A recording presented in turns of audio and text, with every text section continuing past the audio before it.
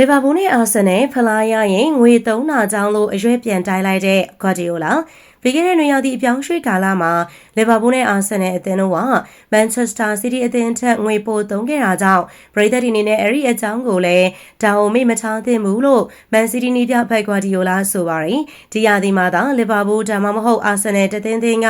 မန်စီးတီးအသင်းကိုကြော်ပြီးတော့ပရီးမီးယားလိဖလားဆုခူးခဲ့မယ်ဆိုရင်ဒါကသူတို့ရဲ့ကြီးမားတဲ့အပြောင်းရွှေ့ကြေးတွေကြောင့်သာဖြစ်မယ်လို့ဂွါဒီယိုလာရည်ညွှန်းလိုက်တာဖြစ်ပါတယ်မန်စီးတီးအသင်းကဒီတစ်ပတ်တနင်္ဂနွေနေ့မှာပရီးမီးယားလိချန်ပီယံအဆုံးဖြတ်အတွက်အရေးပါလာနိုင်တဲ့ပွဲကြီးပွဲကောင်းဖြစ်အာဆင်နယ်အသင်းကိုရင်ဆိုင်ဖို့အတွက်အမ်မရိတ်ကွင်းကိုတွားရောက်ရမှာဖြစ်ပါတယ်။လက်ရှိမှာတော့ဒီနှစ်သင်းစလုံးကပြီးခဲ့တဲ့ရာသီကချန်ပီယံဟောင်းလီဗာပူးရဲ့နောက်မှာအမီလိုက်နေရတာဖြစ်ပါတယ်။နေပြအာနေစလော့ရဲ့လီဗာပူးအသင်းကဒီရာသီရဲ့ပထမဆုံး၄ပွဲစလုံးကိုအနိုင်ရရှိထားပါတယ်။လီဗာပူးအသင်းကမကြာသေးခင်ကမှအပြောင်းရွှေ့ကာလမှာ Alexander Isak, Florian Wirtz, Hugo Ekitike, Jeremy Frimpong, Milos Kerkez နဲ့ Giro Benny Leoni တို့အတွက်ကိုပေါင်တန်း400ကျော်အသုံးပြုခဲ့ပါတယ်။ဒီချိန်ထဲမှာပဲအာဆင်နယ်အသင်းကလည်း Victor Gyokeres, Iberici Eze, Martin Zubimendi, Noni Matuki, Christian Mosquera, Christian Nugget, Keeper Azir Balaga နဲ့ Piero Hincarpi တို့ကိုခေါ်ယူပြီးတော့အားဖြည့်ထားခဲ့တာဖြစ်ပါတယ်။မန်စီးတီးကတော့ပြီးခဲ့တဲ့နွေမှာကစားသမားတချို့ခေါ်ယူထားခဲ့တယ်ဆိုပေမဲ့ဒီနှစ်သင်းလောက်တော့မများဘူးဖြစ်ပါတယ်။မန်စီးတီးအသင်းသာအတိတ်မှာတော့ကစားသမားတွေကိုငွေကြေးအများပြားသုံးစွဲပြီးတော့ခေါ်ယူခဲ့တာကြောင့်ဝေဖန်မှုတွေအများပြားနဲ့ကြုံခဲ့ရဖို့တာဖြစ်ပါတယ်။အဲဒီအတွက်ဂွါဒီယိုလာကလီဗာပူးနဲ့အာဆင်နယ်တို့လည်းဒီလိုဝေဖန်မှုမျိုးနဲ့ထိုက်တန်တယ်လို့ဆိုလိုတာဖြစ်ပါတယ်။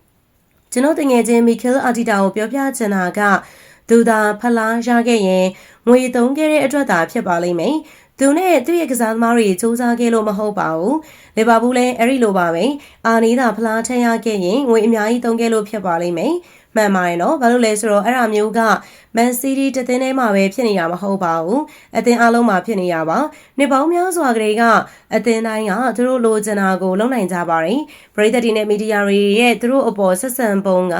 လုံးဝကိုကွဲပြားတာကျွန်တော်သိပါတယ်။ဒါပေမဲ့သူတို့သုံးချင်တဲ့လောက်သုံးပါစေအဆင်ပြေပါတယ်ဆိုပြီးတော့ဂွါဒီယိုလာပြောဆိုခဲ့တာဖြစ်ပါတယ်။နိုင်ငံတကာပွဲစဉ်တွေမတိုင်ခင်မှာမန်စီးတီးအသင်းကနှစ်ပွဲဆက်ရှုံးခဲ့ပေမဲ့အခုတော့ပြန်လည်နလန်ထူလာခဲ့ပါတယ်။ပရီးမီးယားလိမှာမန်ယူအသင်းကို3ဂိုးပြည့်နဲ့အနိုင်ရရှိခဲ့ပြီးတော့ချန်ပီယံလိမှာလည်းနာပိုလီကို2ဂိုးပြည့်နဲ့အနိုင်ရခဲ့တာဖြစ်ပါတယ်။ဒါပေမဲ့မန်စီးတီးအသင်းက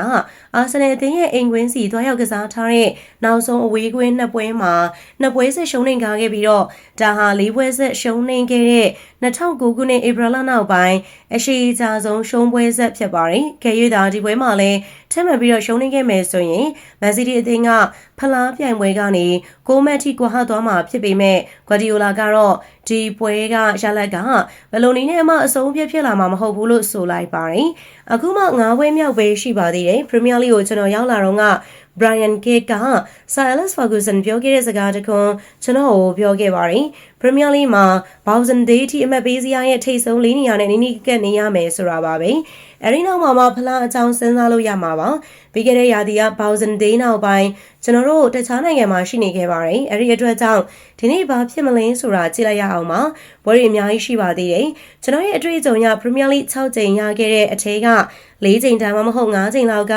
ဒီဇင်ဘာဒါမှမဟုတ်ဇန်နဝါရီမှာလီဗာပူးဒါမှမဟုတ်အာဆင်နယ်ရဲ့နောက်မှာရှိနေခဲ့ပါတယ်။နောက်ဆုံးမှာတော့ကျွန်တော်တို့ပဲဖလားရခဲ့ပါတယ်။တနင်္ဂနွေနေ့မှာကျွန်တော်တို့ပရီးမီးယားလိဖလားကိုရမှာမဟုတ်ပါဘူး။တနင်္ဂနွေနေ့မှာကျွန်တော်တို့ပရီးမီးယားလိဖလားကိုဆုံးရှုံးမှာလည်းမဟုတ်ပါဘူးဆိုပြီးတော့ဂွါဒီယိုလာကပြောဆိုခဲ့တာဖြစ်ပါတယ်။ဗီဒီယိုလေးအဆုံးလေးလိုက်ပါကြည့်ရှုပေးတဲ့အတွက်အားလုံးကိုကျေးဇူးများကြီးတင်ပါတယ်ရှင်။